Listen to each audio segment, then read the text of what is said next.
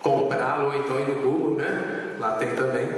Vocês vão perceber que quando eu falo trabalho em uma empresa familiar, trabalho é um instrumento de tortura, empresa é uma prisão, e família é uma reunião de escravos. Então, trabalho em uma empresa familiar é o mesmo que dizer faço parte de um grupo de escravos sendo torturado na prisão. Sério, não é? Olha o peso disso, gente. Agora, pegando essa frase aí, né, que ela é pesada, quando a gente vai olhar para o nosso momento atual das empresas, onde, né, principalmente as empresas que estão aqui com a gente, pelo menos são clientes nossos, nós estamos tentando lá fazer tudo isso. A valorização do ser humano é tensa, a gente tenta fazer de tudo para realmente desenvolver a humanidade dentro das empresas. Olhar para uma frase dessa, parece que a gente não acredita, né? Brincadeira, mas não é. Esse é o peso histórico do movimento das empresas familiares no Brasil, mas principalmente no mundo. Porque, de fato, gente, historicamente, quem sempre trabalhou foi escravo. Os nobres não trabalhavam, né? Os camponeses começaram a trabalhar depois de um tempo, mas os camponeses também não trabalhavam antes, quando eles ainda tinham escravos. Depois que a coisa começou a ficar preta, né, é que eles começaram então a ter que de fato pegar na enxada e começar a plantar e tudo mais. Aí foi o movimento da burguesia, né, que aí eles começaram a perceber também que não era tão bom trabalhar, era melhor comercializar, e aí foi para o grande centro, enfim. Mas historicamente, trabalhar numa empresa familiar lembrava disso. E aí eu queria justamente reverter ao momento, né, que é o posicionamento hierárquico, aquilo que falam que a família aí lembra hierarquia. Mas olha só, olha como que era justamente o nosso modelo hierárquico brasileiro, naquele momento ali que era as fazendas, né? Fazenda de café, de gado e tudo mais. Quem que estava lá em primeiro lugar? O coronel, não é isso? Não eram os coronéis, os donos das fazendas e tudo mais? Né? E o coronel, ele não trabalhava, né? Ele era o dono da terra, o dono do lugar. Ele podia até trabalhar de outra forma, mas não operacionalmente, não é isso? Ele era mais vou trazer para a nossa linguagem hoje, ele era o estratégico, né? Ele era o diretor, não é isso? Do negócio lá. E aí ele tinha quem? Para justamente trabalhar para ele. Ele tinha os capatazes, né? E aqui é uma hierarquia mesmo, né? O que é os capatazes? Os capatazes eram justamente aqueles que serviam diretamente à sede da fazenda, né? A casa grande lá. Então tinha os capatazes. Logo abaixo dos capatazes vinham os feitores de escravo, que era aquela turma que realmente ficava com o chicote na mão, ou a arma que tinha na época, né? Vigiando e tomando conta dos escravos, ok? Esse foi o nosso modelo, né, de gestão pioneira nas primeiras empresas familiares de fato no Brasil. Agora, quando a gente dá esse salto histórico, né, de anos, e a gente vem então pensar o posicionamento hierárquico da empresa atual, no nosso dia de hoje, olha lá como é que a gente encontra. Nós temos o diretor, não é isso? Que de fato está lá em cima, pouco operacional, mas mais estratégico, né? Depois nós temos os gerentes, né? Logo abaixo do gerente nós temos os encarregados, os supervisores, né? E por último nós temos os colaboradores. Que mudança que nós tivemos daquele organograma para esse? Só os nomes, né? Alguém se vê ali? Hã? O pagamento, né? Hoje você já não trabalha na Chibata, não é isso? E tem salário, né? Mas antes também tinha manga ou leite, que as duas coisas não podia fazer mal, né? Tinha também o resto de vaca, né, de boi, que aí podia fazer a feijoada, não é isso? Era um salarão. Até hoje é o melhor salário, né? Tem gente que paga caro para comer uma boa feijoada, não é isso? Ô, gente, mentalmente, nós caminhamos aí praticamente 500 anos, né? Porque aí essas fazendas elas já são já de 1600, quer dizer, nós já caminhamos aí praticamente 500 anos e atuamos dentro das nossas empresas com a mesma mentalidade hierárquica. Tem dono que acredita que ele é o coronel mesmo e que ele está buscando não é gerente, não, ele está buscando é o capataz. E que de fato, né, esse capataz tem que mandar o feitor dar chicotada nos nossos queridos colaboradores, né? Isso é sério, é mental. Agora, como é que a gente muda essa mentalidade? Qual seria a nossa receita, né? A nossa tentativa para tentar, no mundo de hoje, 2012, terceiro milênio, século 21, tirar esse peso etimológico? Tá vendo, gente? A gente ainda respira uma empresa familiar como se eu estivesse exatamente preso, sendo torturado. Não é? Como é que a gente consegue tirar isso?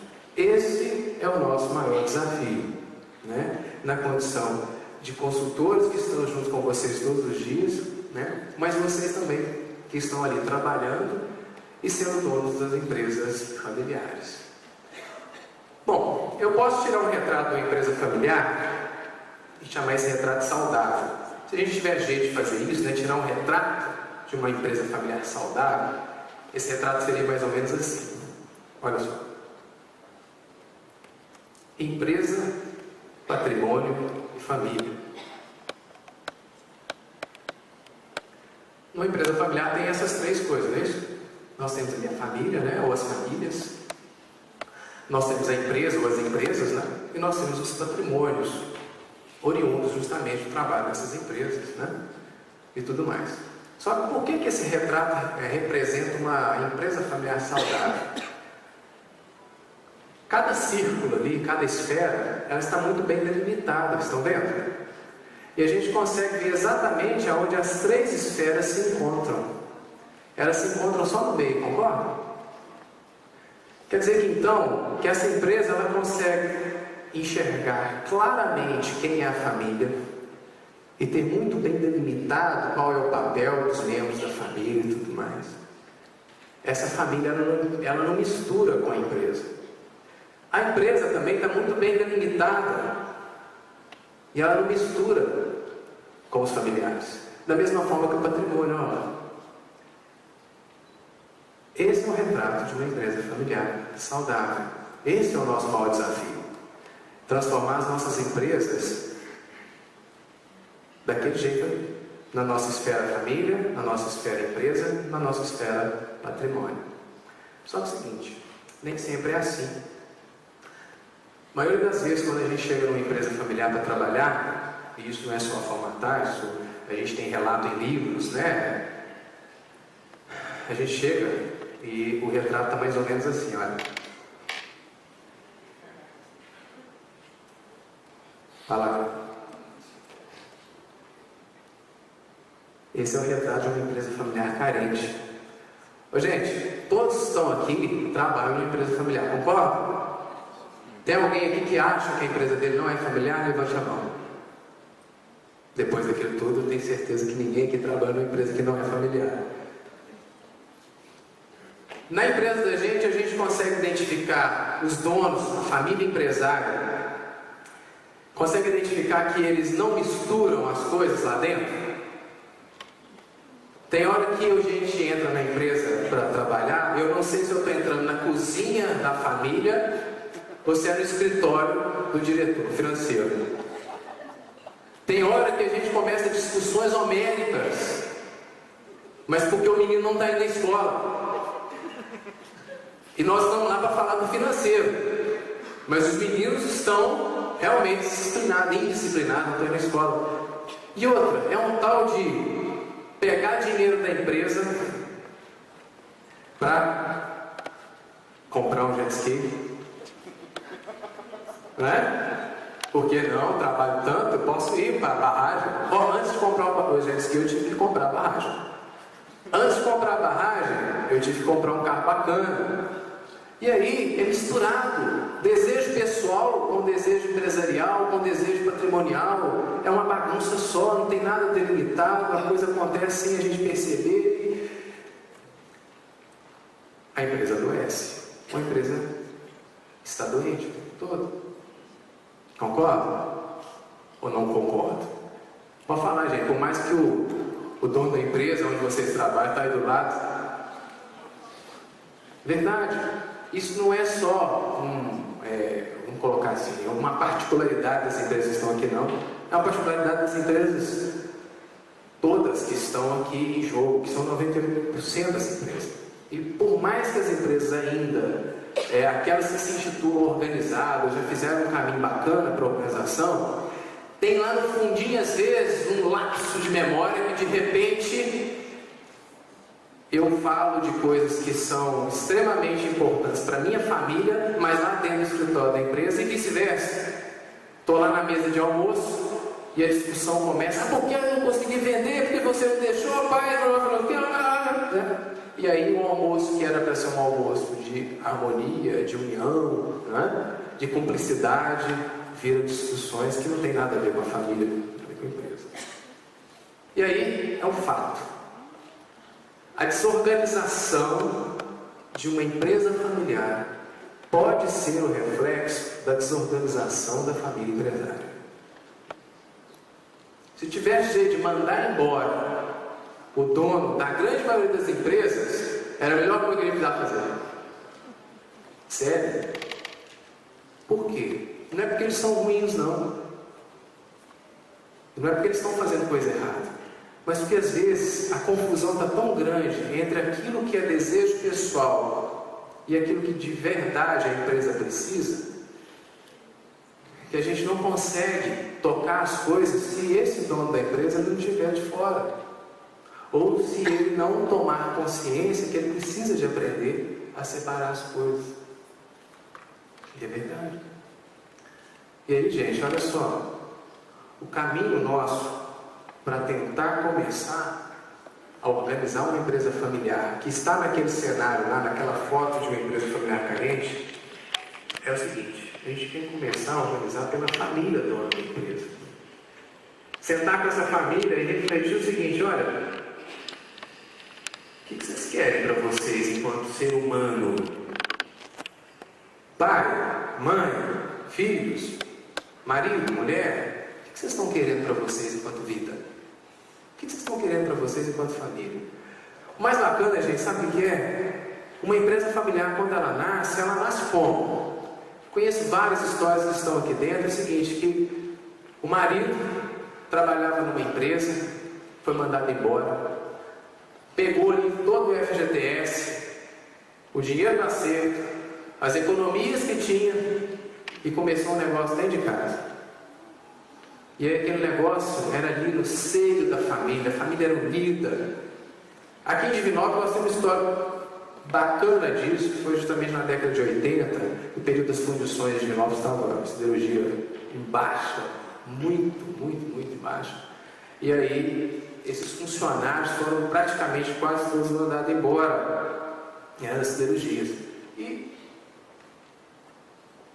as esposas deles, né, sabiam costurar, fazer as roupas, né? Na década de 80 ainda nós não tínhamos esse acesso a compras, né? Nós tínhamos sim um acesso a compra, tanto que eu já trabalhava, né, em 1980 na loja de roupa, mas eram muito raras as lojas aqui em Divinópolis, né?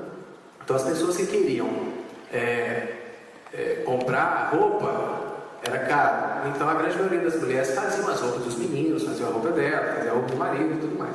Então essas esposas já sabiam costurar. Esses maridos, então, desempregados, mas com fundo de garantia e um dinheirinho a mais, propõe para a mulher o seguinte: ô mulher, vou fazer uma coisa para você, começa a costurar aí mais camisa e mais umas calcinhas, que eu vou sair para ver se eu vendo isso lá fora. E aí, gente, não foi só uma empresa, foram várias empresas que nasceram confecções que nasceram no fundo de quintal, em Divinópolis. Né? A história da minha família é essa. Né? Até meu pai foi demitido de uma siderurgia em 1979. A minha mãe não sabia costurar não, mas ela vendia avião caindo. Meu pai foi Juiz de Fora, comprou uma meia dúzia de meia, uma meia dúzia de calcinha, uma meia dúzia de cueca, né? E foi viajar, enquanto a minha mãe começou a administrar um negócio aqui de trás. E como a minha história, várias, né, que estão aqui dentro, que também já ocupam aqui, nasceram.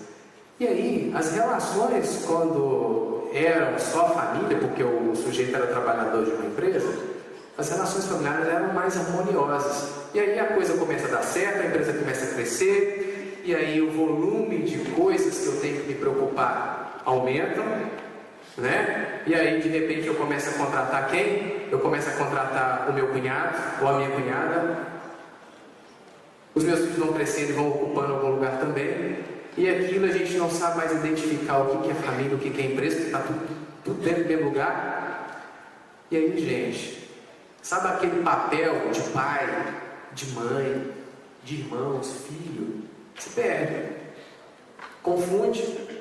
Porque eu não sei se eu não sabia se meu pai era meu patrão ou se era meu pai. Ora eu me via sendo cobrado como filho, na hora do trabalho. Mas nessa mesma hora do trabalho, eu me via sendo cobrado como funcionário. E aí, gente, os papéis da família bagunçam. E a família se desorganiza. Ela se perde. E não sabe quem é quem. E aí as pessoas que começam a vir trabalhar, as pessoas são de fora, que nem família é, começam a ficar como? Do mesmo jeito. Sabe por quê, gente? Quantos de nós aqui que somos trabalhadores de empresa familiar, às vezes nos sentimos como filhos dessa família que é dona da empresa? Porque eles nos tratam como filhos, filhos agregados, não é? E às vezes até confunde. Tem vários funcionários que aqui estão, que participam dos festejos de aniversário, né? De final de ano, vai às vezes para o sítio, vai